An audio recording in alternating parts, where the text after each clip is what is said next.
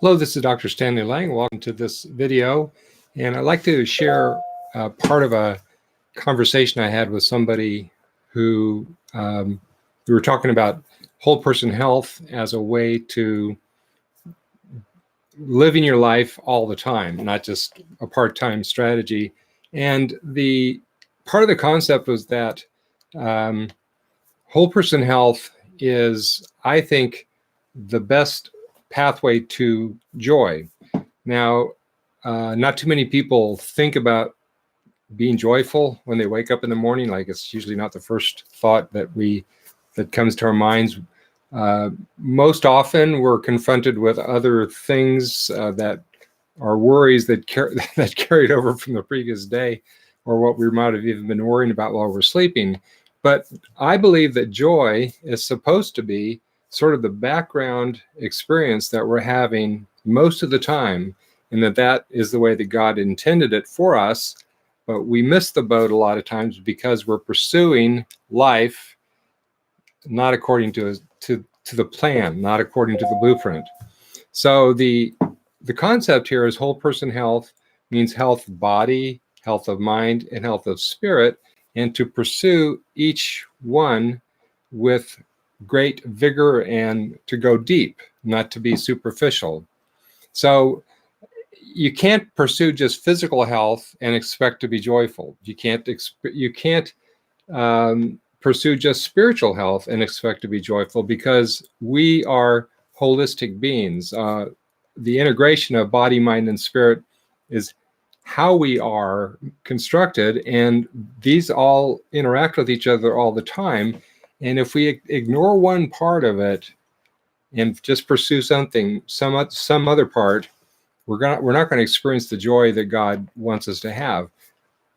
After we die, we will be spiritual beings, but before we die, the way that we experience life is in this body. It's not a burden, it's a gift. This gift of life is intended to be the vehicle through which we experience joy. So what does it mean to dig deep into living whole person health? Well, in the physical realm, there's three areas that I want to encourage you to do. Well, number one, dig deep in eating right. What does eating right mean? In a nutshell, it's basically where you make the decision that you're going to eat to live rather than live to eat.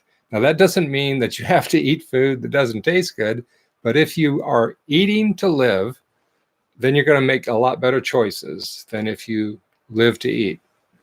The second area is exercise, which, of course, we all know we need exercise. You need to do three kinds of exercise. One is cardiovascular exercise, which can be as simple as a vigorous walk, or something a lot more complicated like high intensity, or not complicated, but a little bit more challenging, like high intensity interval training. And then you need to do some sort of strength training. And then you need to do flexibility exercises. And we need to do this. Our bodies need this. And most of us, because we don't have jobs that entail physical exertion, we need to be doing this by building it into our day. And if we're not doing it, we're not digging deep into physical health, and we are missing out on part of the path to joy. And then the third area is having effective sleep. If we don't sleep enough, we will not regenerate our bodies while we're sleeping. And that's what's supposed to happen while we sleep, is regeneration of our bodies.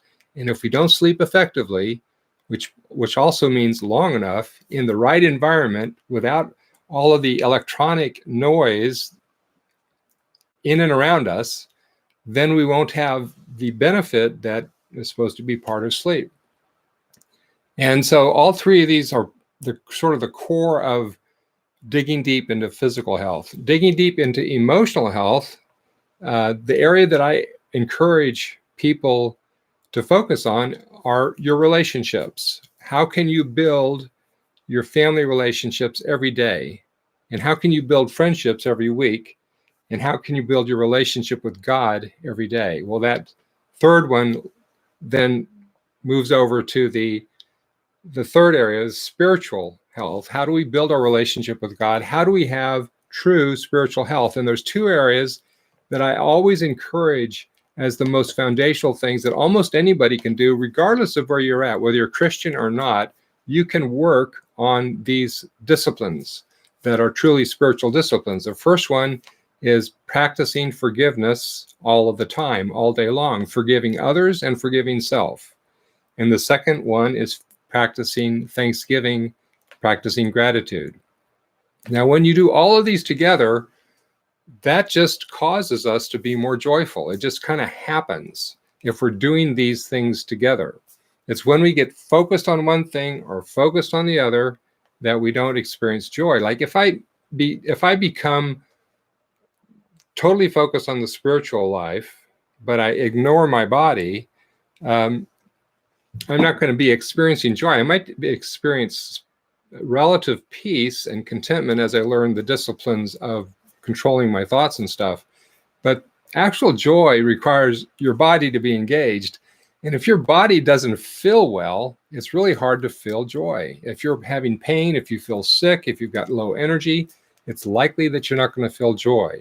Now, there's a lot of people who have learned how to be joyful in difficult circumstances. And I'm not trying to say you can't be joyful when you've got bad disease and all that stuff. But if you've got even bad disease, but you're not trying to live well physically with whatever's left of your life, you're not going to experience the joy that is out there for you. So I encourage you to dig deep in physical health, emotional health, spiritual health every day, and as much as possible all through the day. And if you do this, it will increase the joy in your life as a pure gift to you. It's the way that we're wired. So I wish you well, God bless, and have a great day.